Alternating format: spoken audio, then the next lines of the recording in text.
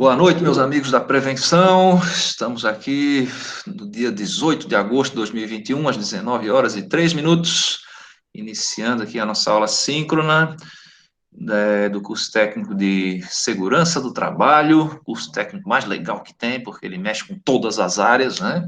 Se você está indeciso aí de que profissão deveria seguir na vida, se quer fazer uma faculdade e não sabe qual, faça primeiro o técnico de segurança do trabalho. Você vai ver um pouquinho de nutrição, um pouquinho de psicologia, um pouquinho de desenho, de engenharia, de enfermagem, né? Várias coisas aí que podem abrir a sua cabeça para uma outra área. E, e é muito legal esse curso, a gente trabalhar na profissão também é muito bom. E estamos aqui no Instituto Federal de Educação, Ciência e Tecnologia do Rio Grande do Norte, campus Natal Central. Estou recebendo aqui esse sininho, o pessoal que está chegando na minha aula, um sucesso de audiência essa minha aula. Não é Hollywood, mas é o sucesso, é uma propaganda antiga que existia aí, referente aos cigarros, né? Inclusive, não fume, porque você já deve ter aprendido aí no risco químico, que não é legal para a saúde, né?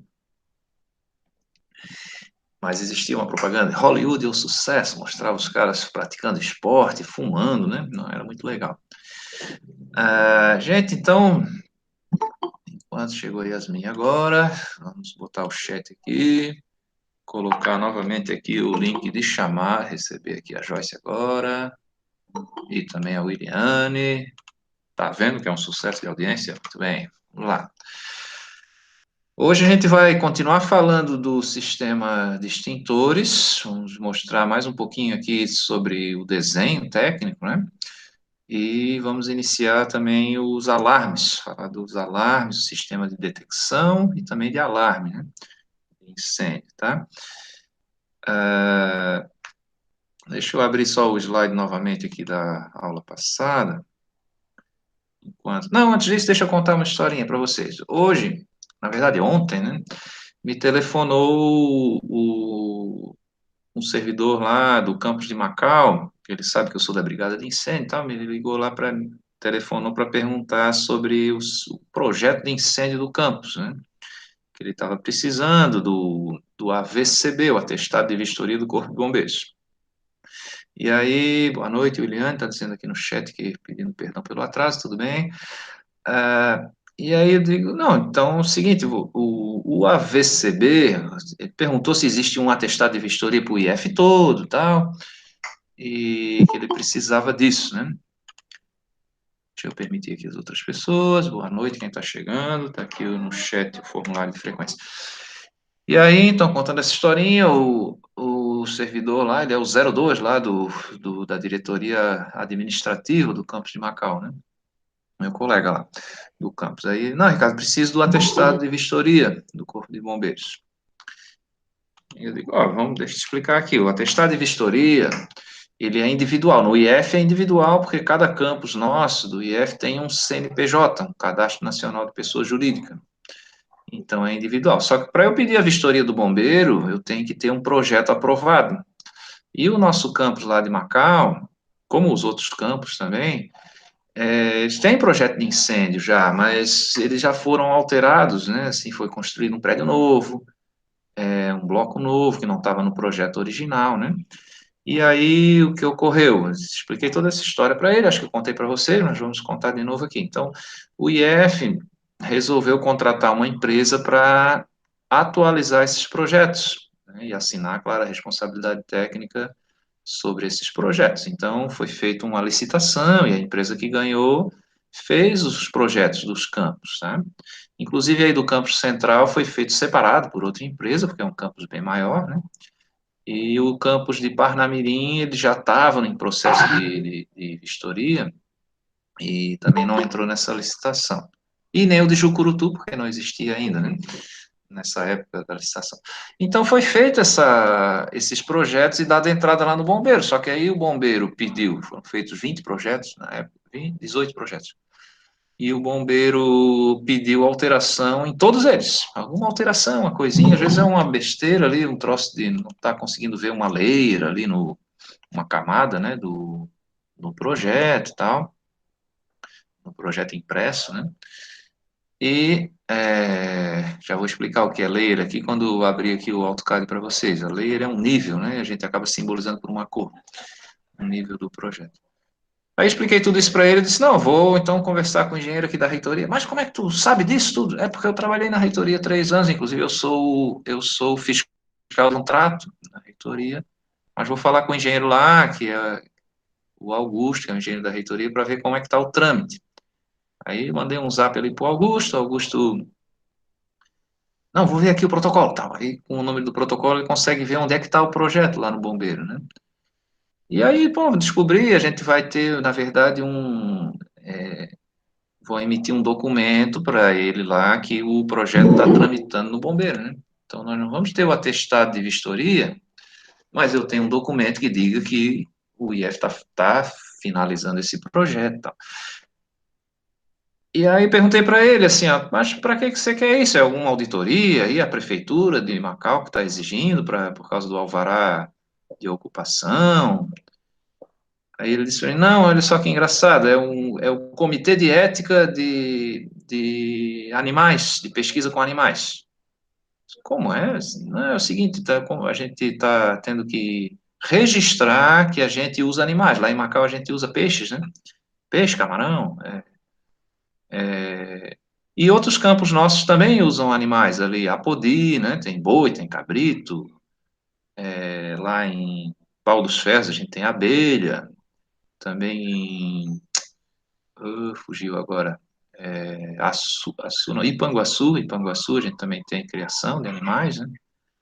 Então, olha só que interessante, o Comitê de Ética para aprovar o jeito que a gente vai manejar bichos, animais, né? E dizer que pode ou que não pode, pediu o alvará do bombeiro, né? O AVCB do bombeiro. Então, as coisas, gente, são encadeadas, sabe? Então, você, às vezes, vai ser demandado por alguém, né? Eu digo para vocês que a gente, na religião, a gente, normalmente, nas sagradas escrituras das religiões, tem algum item lá que diz que você não deve servir a dois senhores. Mas, no caso dos técnicos de segurança, se a gente chamar de sagradas escrituras aí as nossas normas de segurança, né? Nós temos que servir vários senhores, por exemplo, a Agência Nacional de Vigilância Sanitária, ali esse agora o Comitê de Ética, o Corpo de Bombeiros, o Ministério do Trabalho, o Ministério da Previdência, o Ministério Público do Trabalho, né? Então, e a gente vai atendendo conforme a legislação de cada um. Se a gente tem duas normas semelhantes, né, que vão servir a duas desses órgãos, é bom a gente usar aquela que é mais rigorosa, para daí eu poder, claro, atender os dois com a mesma condição de infraestrutura, condição do nosso trabalho. Então, no incêndio é isso, tem esses trâmites administrativos, ia falar burocracia, né, mas não é só burocracia, é um trâmite administrativo que é importante, essa parte de documentação, mas a gente não deve perder o foco da nossa existência aqui, que é prevenir, evitar que o incêndio aconteça, que o acidente aconteça, né, que a doença do trabalho aconteça, né. Então, temos que também satisfazer aí exigências legais, claro, e fazer bons projetos, né? Bons projetos que também sejam viáveis, que tenham um custo aceitável, né?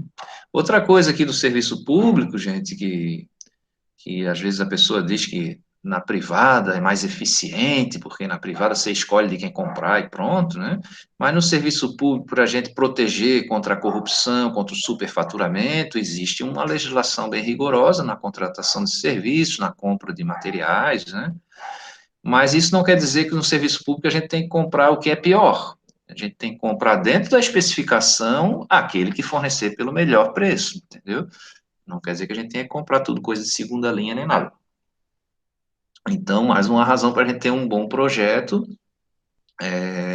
e esse projeto ser adequado à nossa realidade, não precisa matar a formiga com um tiro de canhão, não, tá? Mas o projeto ser adequado à nossa realidade para que seja viável. Na iniciativa privada também é assim, você vai ter que fazer uma coisa que dê para implantar, não adianta você querer acabar com o trabalho para acabar com o acidente de trabalho, né? Você tem que ter um trabalho seguro. E a empresa também tem que ter lucratividade. Agora, o lucro não tem que ser em cima do sangue de quem trabalha, né? Por isso existe a legislação trabalhista, que está tão massacrada hoje em dia, que estão dizendo que é arcaica, que é um negócio do tempo do Mussolini, que a CLT não serve para nada, não sei o quê, é inviável, coitado do empresário, como é que é muito sofrido ser empresário no Brasil. Não é não, tá? Se fosse, o cara botava o dinheiro dele no mercado financeiro, não ia montar a empresa, né? Então as empresas dão lucro, claro, e a gente tem que equacionar esse lucro de maneira que ele seja, que esses investimentos para eu obter esse lucro, eu aqui eu digo a empresa, né, eles sejam transferidos para o custo, para o valor dos produtos ou dos serviços que essa empresa presta, né? Então, assim, é também a questão ambiental, né? Não adianta eu vender o meu produto baratinho e estar poluindo o rio. Então, o tratamento do meu resíduo também tem que estar embutido esse custo no valor do produto que eu estou vendendo, ofertando, né? E a segurança do trabalho, a qualidade também é assim, a qualidade ambiental, a qualidade total também é assim. E todos esses segmentos aí têm leis, né? Tem regulamentações que agora vão, inclusive, demorar a ter um certo aperto, né? Por conta aí dessa emergência climática, estão achando que o mundo vai se acabar, né? Tem ainda alguns negacionistas que dizem que isso é só uma mentira para os países mais ricos poder explorar ainda mais os pobres, sei lá, né? Mas, de qualquer forma, está ocorrendo isso, investimento, né, na sustentabilidade, né? E você manter o seu funcionário vivo também é sustentabilidade, tá? Você precisa ter um sistema de trabalho que seja estável, né? Estável. É para poder planejar o investimento e trabalhar, né? Então não precisamos ficar tomando um lado aqui, assim, ter ódio do patrão ou ter ódio do funcionário, principalmente o técnico de segurança, vocês, né? Que vocês são como se fosse aquela ostra que está entre o mar e a pedra, né? Então, nesse embate do capital e do trabalho, o técnico de segurança é o cara que faz essa mediação. Você tem que convencer o patrão a investir em segurança e convencer o funcionário a se submeter a treinamentos e usar os equipamentos, os materiais de segurança, tomar vacina, né? Ter um procedimento seguro de trabalho. Né? E veja que muitos dos processos de trabalho, quem inventa são também os funcionários. Né? O patrão não consegue inventar tudo na empresa, todos os processos, tudo como é apertado, todos os parafusos, né, da sua empresa ali. Então, muitas vezes vocês vão estar fazendo parte dessa definição de como o trabalho é feito e também nos projetos das edificações de novos equipamentos. Né? Então, essa conversa toda é para dizer para vocês que o projeto de incêndio é importante, né, e vocês vão estar participando dele, né? Ok, vamos lá. Quem chegou, tá aí o formulário na chamada. Quem chegou mais tarde, um pouquinho, tá o formulário no chat. Deixa eu abrir aqui o slide da aula passada, só para dar uma repassada. Na aula passada, dar uma repassada, né? É rápido mesmo, tá? Só para a gente poder mostrar o AutoCAD para vocês aí de novo. Deixa eu iniciar aí, enquanto eu estou ajustando a tela aqui. Estão vendo? Equacionamento do Sim, professor. SPE, Sistema Preventivo por Extintores. Né? Gente, então, o sistema preventivo por extintores, ele vai ser composto por extintores portáteis e também por extintores sobre rodas, tá? Eu não posso usar exclusivamente o extintor sobre rodas, tá? Em algumas instalações eu sou obrigado a usar o extintor sobre rodas, mas também vou ter os extintores manuais, tá? Portáteis. Pode falar, Vinícius. Carlos. Carlos Vinícius. Licença, professor. Só retornar essa questão do Diga. SPE, o significado dessa sigla, por favor. Como é? SPS, Sistema Preventivo por Extintores. Ok, obrigado. Ok, bom tu lembrar isso, que o bombeiro aqui do Rio Grande do Norte, por muito tempo, chamou de sistema de proteção móvel, tá? E chamava de hidrantes de sistema de proteção fixa, tá? Mas veja, existem outros sistemas fixos, por exemplo, a lâmpada de emergência é um sistema fixo, né? Então é melhor acompanhar aqui a norma da ABNT, né, chamar de sistema preventivo por extintores, ou sistema hidráulico preventivo. Dentro do hidráulico, a gente tem, além dos hidrantes, tem também os sprinklers, né, os chuveiros de emergência. Ok, então, o que a gente viu na aula passada, só rapidamente aqui, a gente vê a classe de risco primeiro da edificação, que ela é função da carga incêndio, que é o somatório da energia dos combustíveis que tem nessa edificação, dividida pela área da edificação, tá? Então, aqui, por exemplo, o IFRN aí, que é uma escola profissionalizante, é risco médio, porque tem 300 megajoules por metro quadrado. Como eu sei disso, posso somar tudo e dividir pela minha área, mas eu posso ir também na IT 14, ó, e lá tem um tabelão, né, que é feito baseado na ciência, claro, e é uma cópia aí da NFPA, né, NFPA, National Fire Protection Association, aí dos americanos aí, é uma entidade norte-americana lá que trata de prevenção de incêndio e pânico. E aí a instrução técnica do bombeiro que trata do sistema de preventivo por extintores é essa, a 21, e temos uma norma também, Sistema de Proteção por Extintores de Incêndio, NBR 12693, que foi atualizada agora esse ano, em janeiro de 2021, tá? Então, ali nessa norma da ABNT e também na IT, a gente tem uma tabela da capacidade extintora, e isso me diz qual é o menor extintor que eu posso usar, né? E também, normalmente a gente usa o CO2 6 quilos, o água de 10 litros e o pó químico de 4 quilos, mas varia um pouco. Tem alguns sistemas que a gente tem que usar o pó químico de 12 quilos, por exemplo, nos postos de combustível, alguns riscos especiais também. Então, não posso colocar o extintor em escada, sempre tem que ter pelo menos um extintor na entrada principal, a menos de 5 metros da entrada principal do prédio. Só vou colocar ele no lado interno de salas, quando a presença das pessoas lá aumenta o risco de fogo. Preferencialmente, a gente põe nos corredores. Tá? Tem que ser um local de fácil acesso e visibilidade, onde a probabilidade de ser bloqueado pelo fogo seja reduzida. Tá? Então, em áreas de até 50 metros quadrados, eu posso usar um extintor somente, mas ele tem que ser o pó ABC. Tá? Nos outros casos, eu vou ter que ter um casalzinho, porque é muito difícil a gente ter um local que tenha só uma classe de fogo. Tá? Então, normalmente a gente usa um casalzinho lá, um de água e um de pó químico, ou um de água e um de CO2. Ou um extintor de ABC. Tá? Altura máxima 1,60 m, pelo menos 2 extintores por pavimento, né? A sinalização, aquele quadrado vermelho com bordas amarelas, né? E essa placa superior ali, que ela fica 1,80 m de altura, e o extintor fica 1,60 m no máximo, né? Da altura ali do manômetro, né? Chegou a Evelyn, só um momento. Boa noite, Evelyn. Está aí no chat o link da frequência. Deixa eu voltar para cá. E eu posso colocar ele no chão, não no, posso colocar ele disposto no chão, mas em um suporte, tá? Que no mínimo uma altura de 10 centímetros. No caso do suporte, ele pode ficar um pouquinho mais elevado também, até 20 centímetros. A gente prefere ele mais baixo para ficar mais estável, mas nunca no chão por conta da corrosão, né?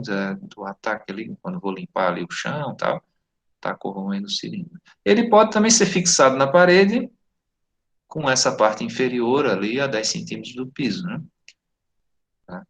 Desde que ele não fique bloqueado, escondido atrás de uma mesa, né? Então, bom acesso, visibilidade, né? Então, em algumas situações, a gente utiliza ele num suporte de piso, você já deve ter visto aí nos shoppings, tá? Essas sinalizações antigas, ó, do Corpo de Bombeiros de Santa Catarina, São Paulo, tem outras aqui adaptadas, ó. Mas a sinalização mesmo de norma, essa aqui era a norma antiga. Aqui Evelyn está perguntando, professor, quando ele estiver nesse suporte, é necessária a sinalização do chão? Pronto, essa sinalização do chão, Evelyn, eu não preciso usar em todos os extintores, tá? A gente utiliza em galpões e garagens, tá? Naqueles locais onde eu tenho materiais, movimentação de materiais, a gente põe para dar mais um alerta de não depositar nada ali embaixo do extintor e tal. Tá? Mas se não, não. Em algumas situações se usa. Se vende até um tapete assim parece aquela grama sintética. já nessa cor, sabe, para você colocar no chão, para não precisar estar pintando o chão. Não gosto muito não, porque é mais um negócio para a gente tropeçar, tá? Prefiro mesmo aí essa pintura, mas é um troço chato de fazer manutenção, sabe? Ela vai soltando essa pintura e então a gente realmente só coloca nessas áreas de galpão, de garagem, de armazenamento, né? Aqui outras plaquinhas, eu posso botar a placa fixa na parede ou no próprio suporte, tá? Às vezes não tem parede para instalar o extintor, tá? Você vai colocar ele no meio de uma área, então não tem uma coluna, não tem parede, e a gente põe a plaquinha no próprio suporte, assim. Tá? Eu tive um problema também uma vez, que era o seguinte, eram os extintores do um Forte, sabe? Trabalhava na Universidade Federal e a universidade tem lá duas ilhas e mais um outro forte na, não é no continente, na ilha de Florianópolis, de Santa Catarina, que é uma ilha grande, e tinha mais duas ilhas pequenininhas. Então tinha umas fortalezas lá, tipo o Forte dos Reis Magos, aqui de Natal, e a universidade assumiu aquela área, na época foi restaurado com dinheiro do Banco do Brasil, aí, de preservação do patrimônio, e a universidade assumiu e tinha até um projeto de extensão lá para receber turistas. Lá, tá. E aí tem um problema, não posso fixar o extintor na parede, porque tinha uma questão histórica, né? Que a parede era rebocada lá com óleo de baleia e calcário, e tinha algumas paredes originais ainda, outras paredes que foram restauradas, refeitas.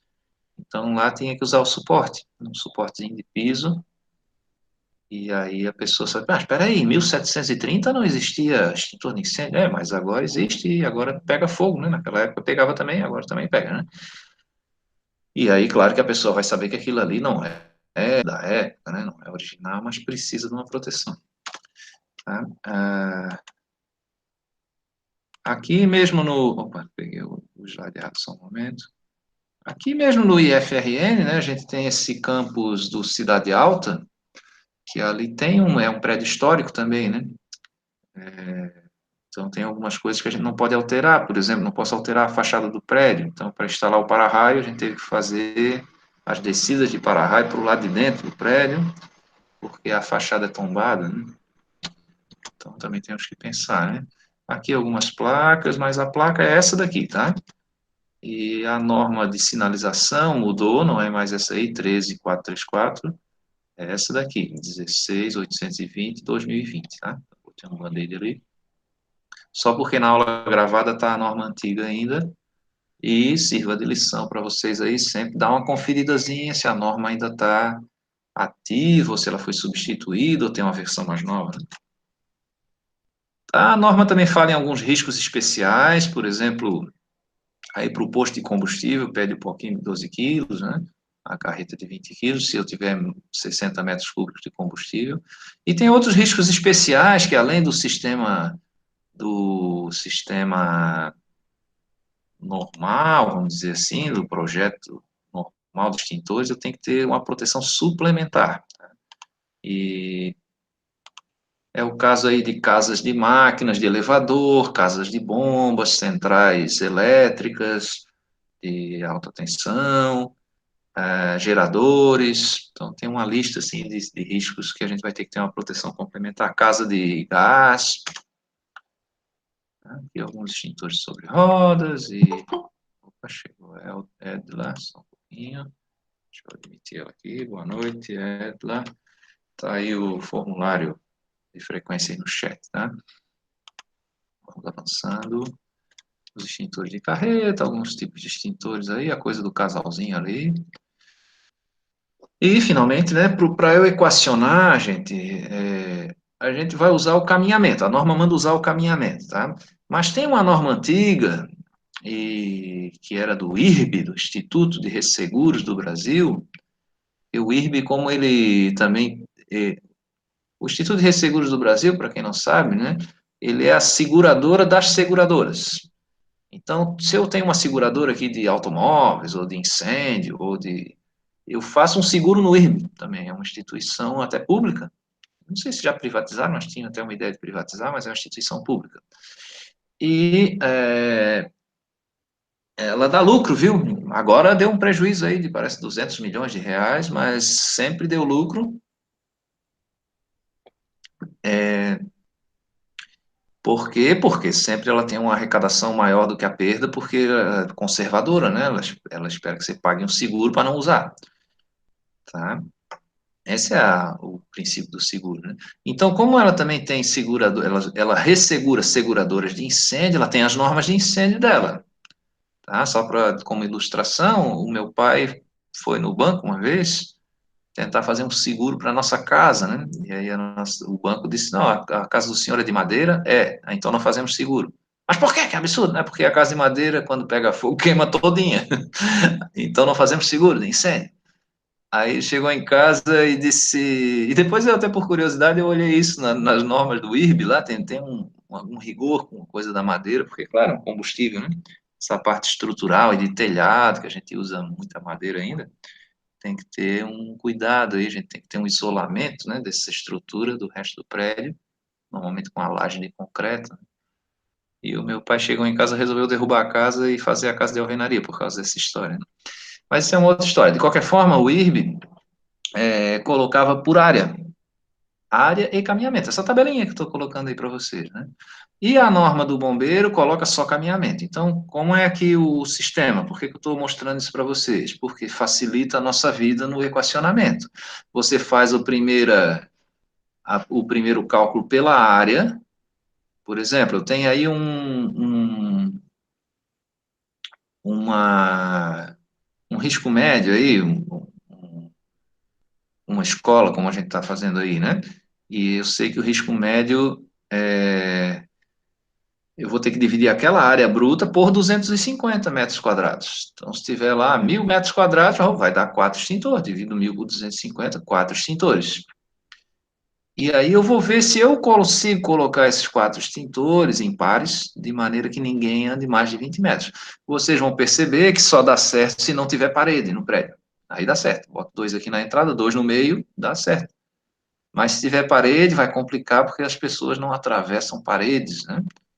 Então, o caminhamento vai ser maior, aí eu vou acabar botando 6 ou 8 extintores. Mas, de qualquer forma, a primeira aproximação pela área é útil para a gente.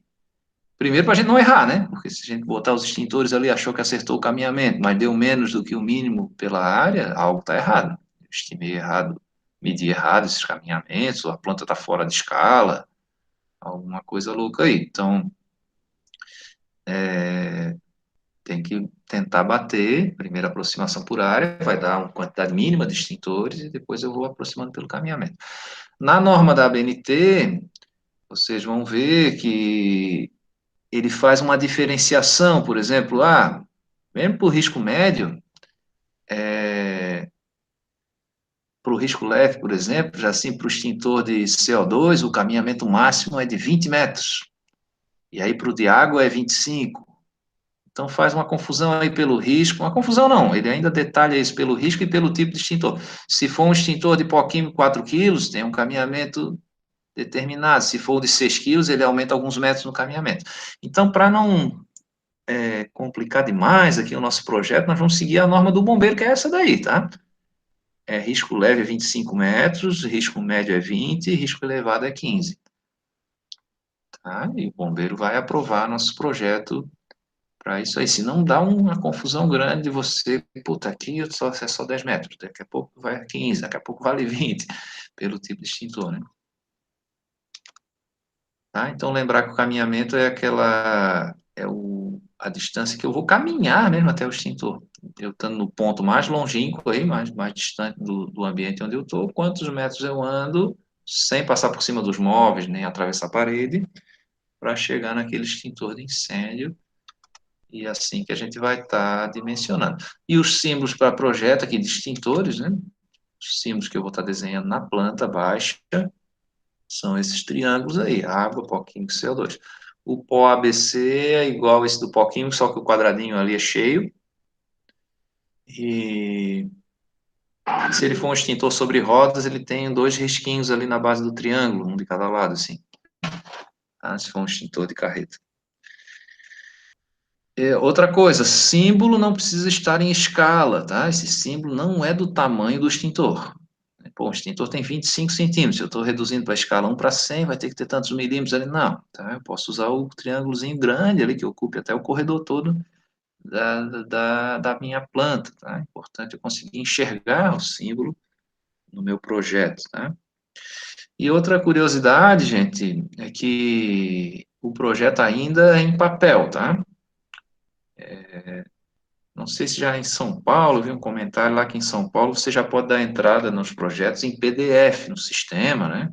Mas aqui no Rio Grande do Norte você tem que ir lá com um ofício, entregar todas as pranchas, né? A gente chama de prancha, as folhas impressas em formato A1, em formato A0, e aí o bombeiro acha um erro, você tem que imprimir tudo de novo, sabe? Um erro, pede uma alteração qualquer, você tem que imprimir tudo de novo.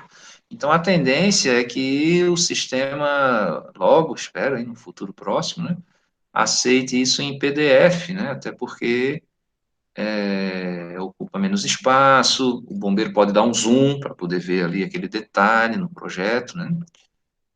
Não precisa ter uma prancheta enorme para o bombeiro estar abrindo o projeto lá e riscando em cima.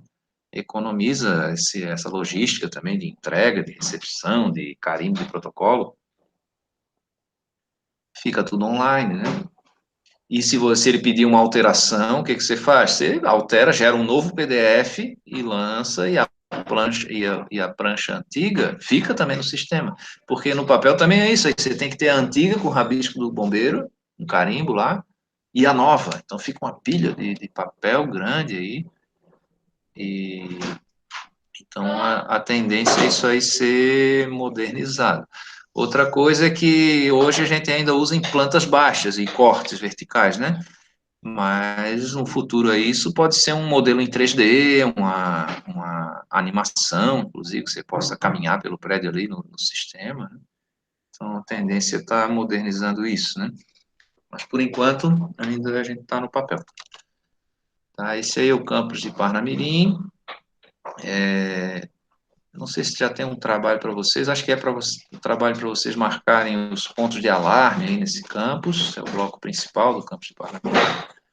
Tem uma das atividades aí. E é importante a gente ter a noção da escala, né? Aí está numa folhinha pequenininha, para tamanho A4, mas tem uma referência aqui que é o 20 metros aqui, né?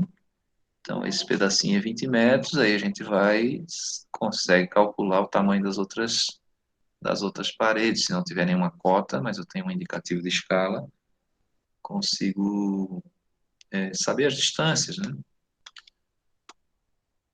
Ok, então vamos abrir aqui, temos mais 10 minutinhos aqui para a gente abrir o AutoCAD online. Deixa eu... Sim, quem não estava na aula passada, deixa eu explicar isso de novo aqui, ó. Não sou sócio da Autodesk, nem nada, tá?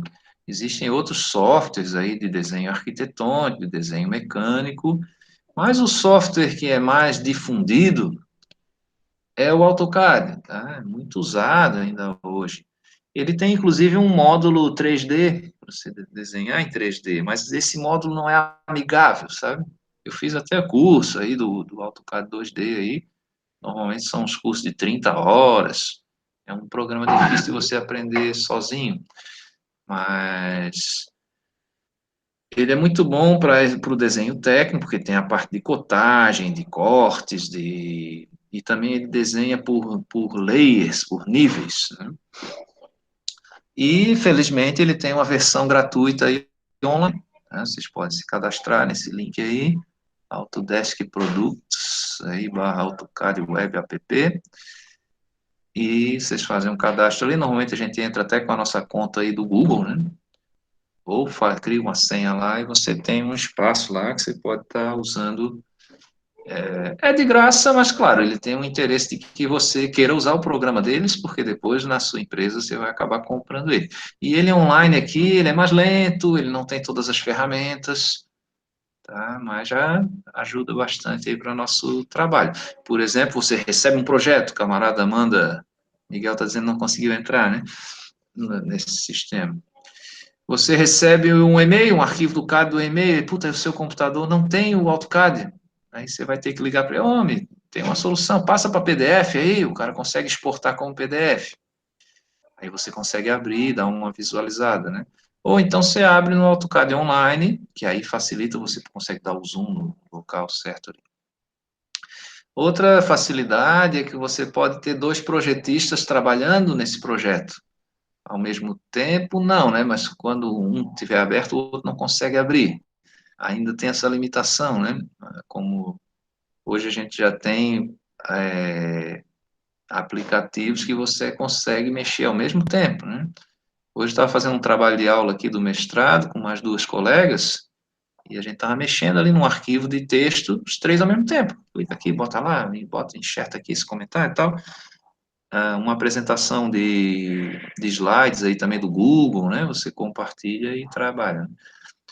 De qualquer forma, o AutoCAD permite esse trabalho remoto e você pode ter, por exemplo, um projetista de um prédio fazendo o projeto arquitetônico, outra pessoa em cima desse arquitetônico fazendo o projeto elétrico, outra pessoa fazendo o projeto hidrossanitário, outra pessoa fazendo o projeto de incêndio, e eu consigo casar todos esses projetos um em cima do outro. Isso aí a gente chama de layer, de nível. É como se você pegasse um papel transparente, colocasse em cima do projeto e desenhasse o seu projeto nesse papel transparente. Aí outro projetista bota outro projeto, papel transparente em cima e desenha o seu projeto nessa layer, nesse nível, né? E aí eu quero imprimir só o de incêndio, aí imprimo o arquitetônico com a layer de incêndio. Quero imprimir só o elétrico, imprimo o arquitetônico com a layer do elétrico. Tá?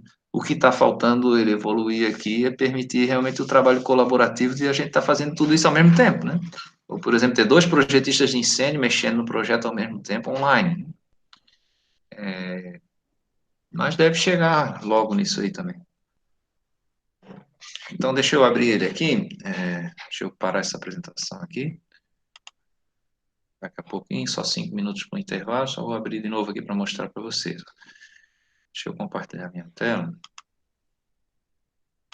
Janela, compartilhar uma tela. Tela inteira. Então, enquanto ele vai abrindo aí, eu vou abrir aqui o CAD. Deixa eu fechar esse WhatsApp aqui.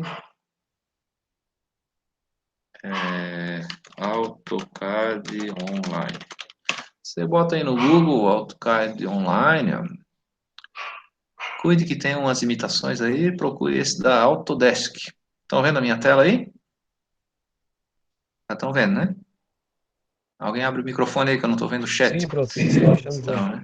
Então você clica aqui, ó, aplicativo online oficial aqui, AutoCAD. Deixa eu diminuir isso.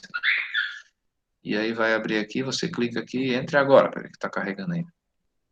Entre agora.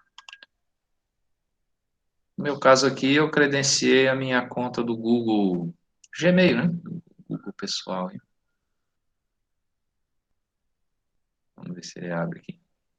Aqui vai demorar mais que eu já estou transmitindo para vocês pelo Meet, né? Então vai sobrecarregar um pouquinho aqui a minha internet. Vamos ver se vai dar certo.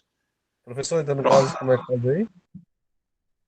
Quando é a primeira vez, você pode fazer cadastrar uma senha, tá? Ou você clica e diz assim, usar a conta do Google.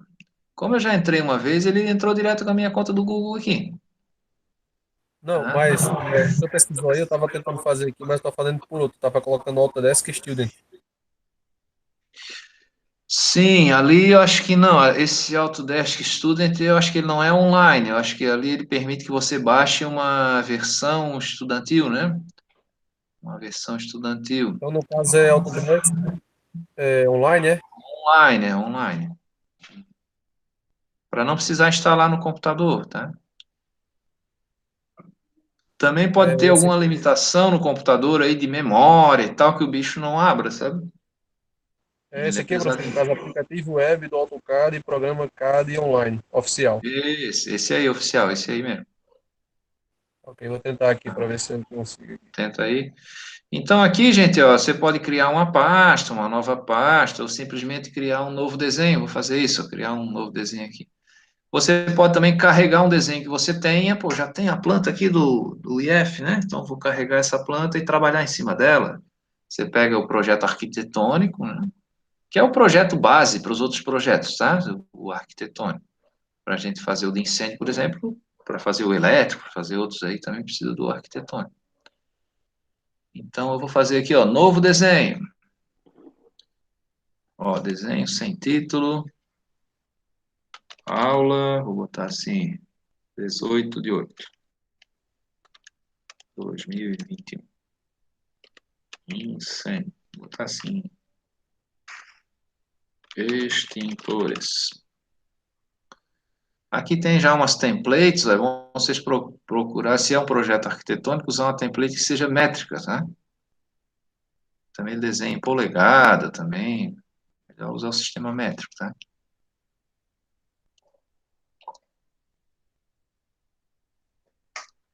Então demora um pouquinho aqui ele carregar todas as ferramentas.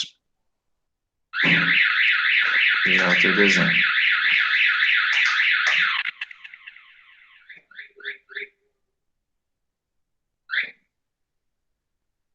Ok, aqui no lado esquerdo, normalmente, né, no CAD que você instala no computador, ele vai ter uns menus de cascata aqui em cima. Então, tem dois menus principais aí, que é o Draw e o Modify. Se tiver em português, Draw é desenhar e o Modify, modificar. Ele, nessa versão, está aqui embaixo, tá? Então, eu quero fazer um retângulo. Clico aqui no retângulo. Aí ele me diz aqui embaixo, nessas linhas de comando, ó, especifique o primeiro canto do retângulo. Você vai clicar, clica e solta. Agora ele especifica o segundo canto desse retângulo. Você vai clicar, e ali já aparecem as dimensões, né? Os comprimentos ali de altura e largura. Por exemplo, vou fazer a planta do IF ali, que é 45 metros por 120 metros, mais ou menos. Não me lembro, é isso, 120. Ó, fazendo o olho aqui. Ó. Mas dá para fazer com precisão também, tá? Então agora no rolete do mouse eu vou dar um zoom. Pronto, essa é a minha planta do tamanho, né, do meu prédio aí do IFRN, né?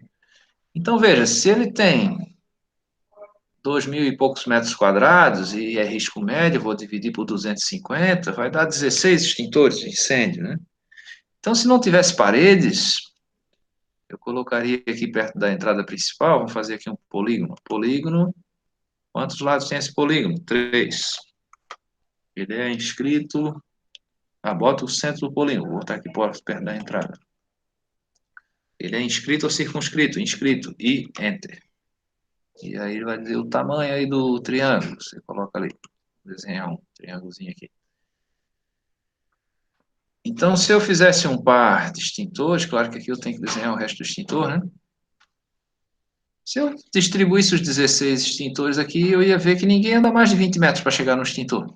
Boto dois aqui, mais dois aqui, mais dois aqui, mais dois aqui. Mas, claro que eu vou ter paredes, vou ter vários corredores, né? Então, vai dar mais de 16, tá? E isso eu explico para vocês agora depois do intervalo, tá? Deixa eu voltar aqui para a minha tela do Meet para esta apresentação. Ok, gente, vamos fazer o nosso intervalinho de 15 minutos. Quem tiver computador, tente abrir aí o AutoCAD no AutoCAD online, tá? Intervalo 15 minutos. Voltaremos às 20h02. 2. Tá? Até já aí, a gente já conversa. Valeu.